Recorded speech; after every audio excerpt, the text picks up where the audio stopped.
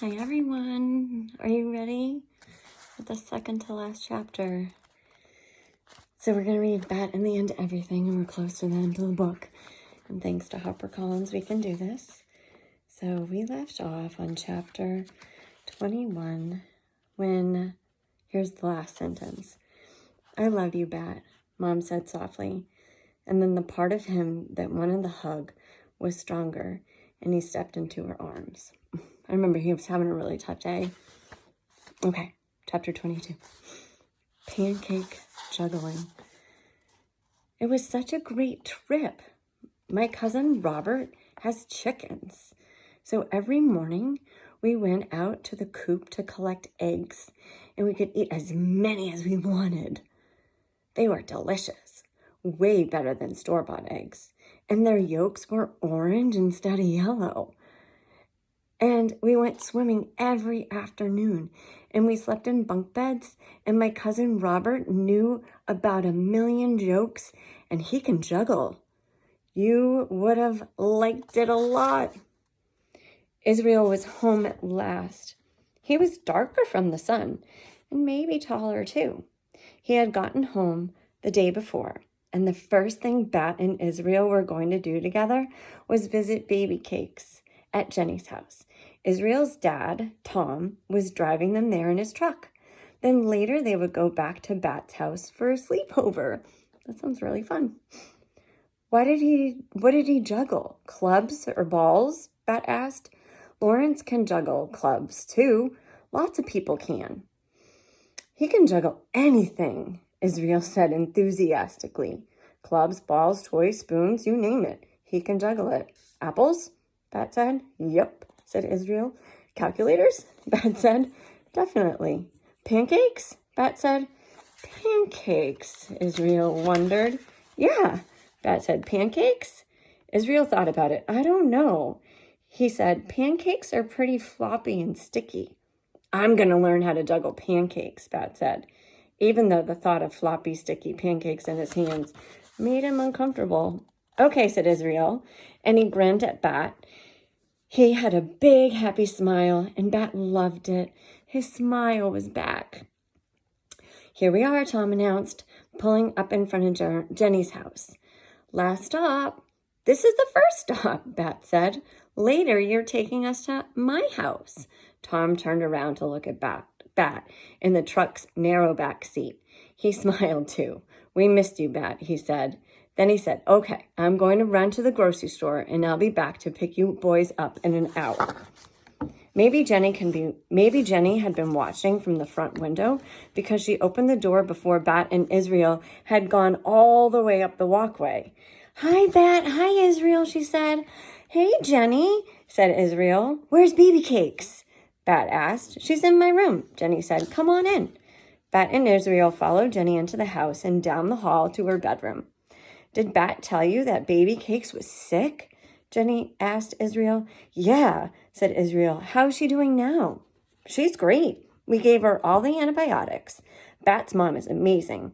She even came to check on Baby Cakes at our house. We knew that. Jenny's bedroom door was open. Bat could see Baby Cakes' hutch and the white fluffy shape of Baby Cakes inside it. Hey, Baby Cakes, Israel said. The bunny looked up. Her whiskers twitched, as if she'd been saying hello. Her eyes were clear and bright. Her head was straight, not tilted anymore. She looked freshly brushed, and her food dish and water bottle were both full. Jenny, Bat said, you're doing an excellent job taking care of Baby Cakes. Jenny's face turned red. Thank you, Bat. That means a lot coming from you. After they all petted Baby Cakes and told her what a good fluffy bunny she was, Bat and Israel and Jenny went into the kitchen and drank the orange juice her mom had poured for them and ate some cookies. They were not as good as the cookies Janie made at home, but Bat didn't say anything out loud, even though it was true. Then Jenny asked Israel, how was your trip to Canada? And Bat had to listen again as Israel told Jenny all the stuff he'd already told Bat about the chickens and the swimming and Robert's amazing juggling. My cousin Robert is really cool, Israel said to Jenny. He's probably going to come visit me next spring. His parents say they can put him on a plane all by himself, and we can pick him up from the airport, and he can stay for a whole week. Is he your best friend now? Bat said. He hadn't meant to say that out loud, and as soon as he did, he wished he could pull the words back into his mouth. What? Said Israel. Nothing, said Bat. Never mind. Bat, said Israel. Robert is my cousin, and he's cool, and he can juggle anything. Well, almost anything. But you're my best friend. Bat smiled. I'm glad you're home. He told Israel. Me too, Israel answered, even though I'm going to miss those eggs.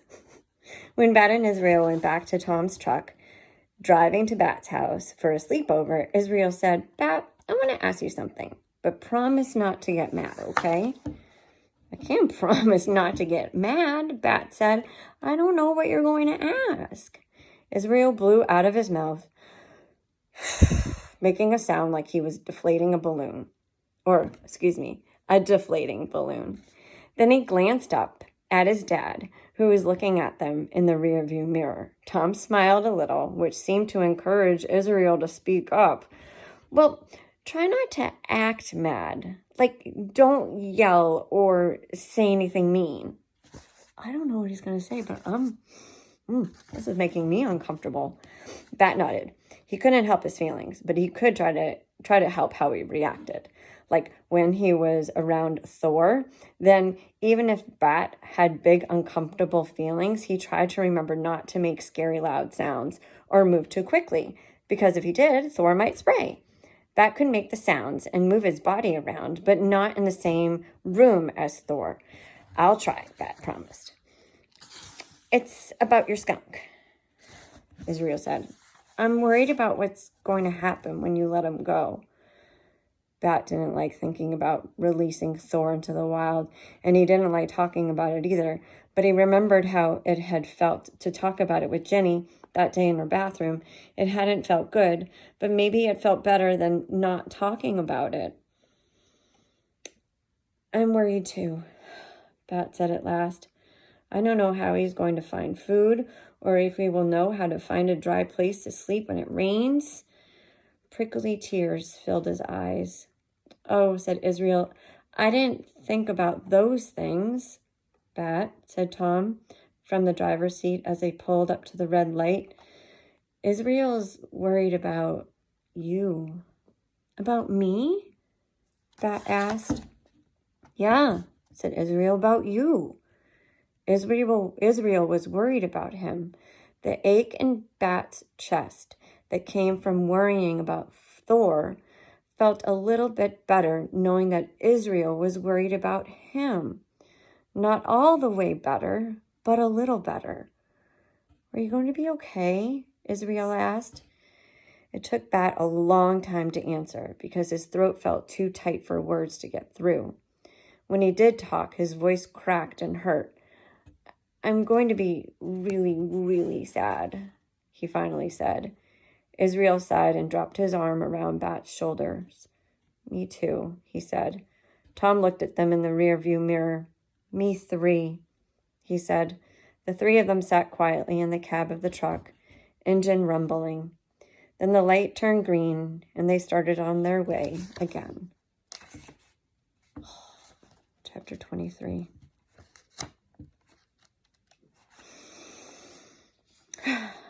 I'll read it tomorrow. I didn't know what Israel was going to say at all. I had no idea.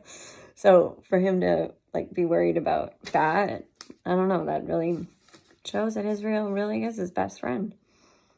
And I like that Bat is kind of realizing that if you do talk about things that are just not that great, that maybe it will help a little, and maybe it will help make things easier to talk about. So, okay. I will see you guys later. Bye.